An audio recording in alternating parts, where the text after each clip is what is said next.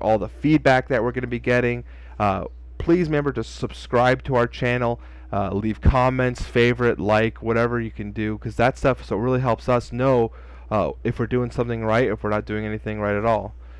So we have the planetary fortress coming down right now. Both gases are going down as well to fuel the heavy gas build of the 111 build.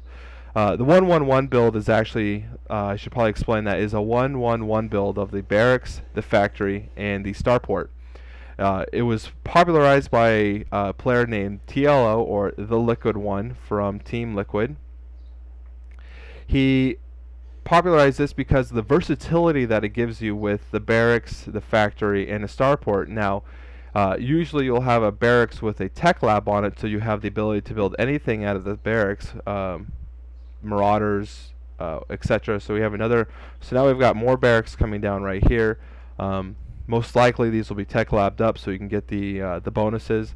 I can understand why the reactor was placed in the barracks, because the Marines, with such a heavy gas build, the Marines are awfully cheap with no gas production on the side, so you can save all the gas for your more advanced construction like the Raven. Now, generally on this build, what you want to do is you want to start off with your barracks, go to your factory, then once you build the tech lab on the factory, you lift off the factory, place it down, build the starport, and have the starport go on the factory's tech lab.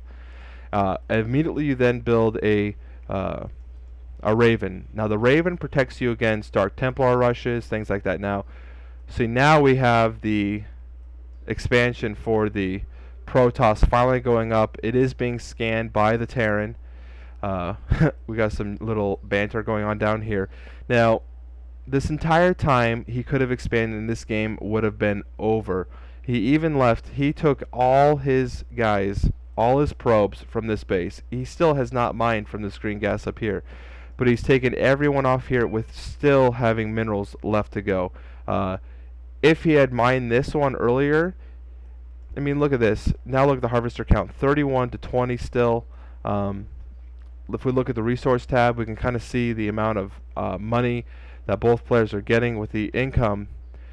It's going to be pretty much, it's going to double here soon, especially when the Terran starts using the mules to really start pulling ahead.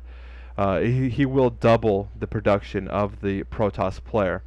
Now we have a lot of production buildings coming down, and that's something you want to do. When you have a high surplus of money coming in, the best thing you can do is to make sure you're constantly using that money. To do that, you need to build a lot of production buildings. We have another starport. We have several barracks coming down, 2 of these with tech labs, building marauders. Now if we take a look at the military tab, to see what we kind of have, we have 7 zealots, we do have immortal, and we have a colossi coming out. Let's see where this colossus is at. Okay, so this is the army. Now let's look at the army composition. He has the immortals, which are very good against these siege tanks and these marauders, and the colossus will just rip up these marines, this bio ball army that the Terran player has sort of transformed into. Is this a reactor? Yes, this is a reactor. He is most likely going for the bio ball with the medvacs in the very, very large ground army, and he does have engine. He has upgrade number 1, so he's 0-1 with the upgrades. Large bio ball coming down. We have a large force coming up from here, with the colossus coming from down below. And we have a message from Pedro. He's asking me if I'm casting a game, so we'll see about that later. So right here we get a building that's either cancelled or destroyed. Wasn't able to detect, and he sends the marauders at the colossus. Now that's a very good plan, because these guys have a little bit extra armor. They're able to fight against the colossus. Now you can see the colossus is almost dead. It survives with 18 hit points. 18 hit points. We got 2 Vikings coming out. Those guys will take care of the colossus very quickly. While down here, this whole force is being destroyed by these marines. Now this was a very good composition for the Terran player. He sent the marines at the immortals. He sent the marauders at the colossus. The Vikings take out the colossus very quickly, and they take out the warp prison to make sure no more units warp in. While the siege tanks, the marines, and everything else will clear up the rest of this field.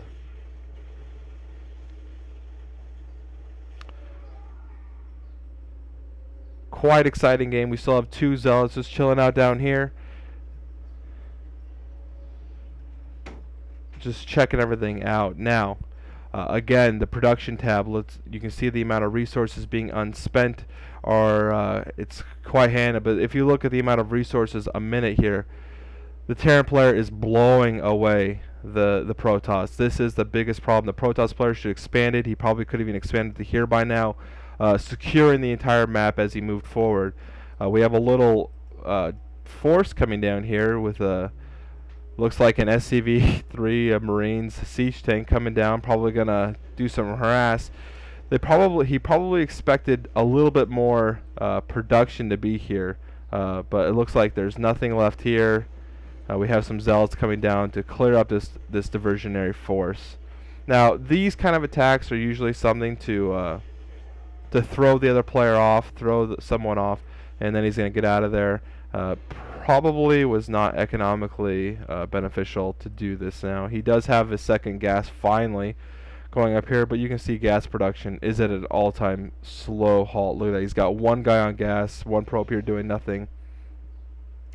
2 zealots here, don't really know what they're doing. I don't think the Terran player knows. And the Terran player is still amassing a large army. Now, if you look at the units tab, we have 8 zealots, 1 Colossus, and 1 Stalker to a whole bunch of units from the Terran player. These Ravens will be very good, especially if you get that point defense drone to come out and secure it. This force right here is most likely not going to survive much longer, especially with the economic advantage that the Terran player has had. Now, this is a classic example of a player pushing early, going early with their push, and not capitalizing on the fact that they did an early push. If you're going to do an early push, you need to understand several things. Why are you doing an early push? Because you want to either, win the game early, knock your opponent out, or you're trying to secure yourself for the next part of the game, going to the mid stages of the game. You want to secure your economic advantage. Usually when you do that, when you're pushing out with your earlier force, you're also expanding and you're producing a lot of probes. That way, once the battle's over, you can always fall back and you have a whole bunch of money to rely on.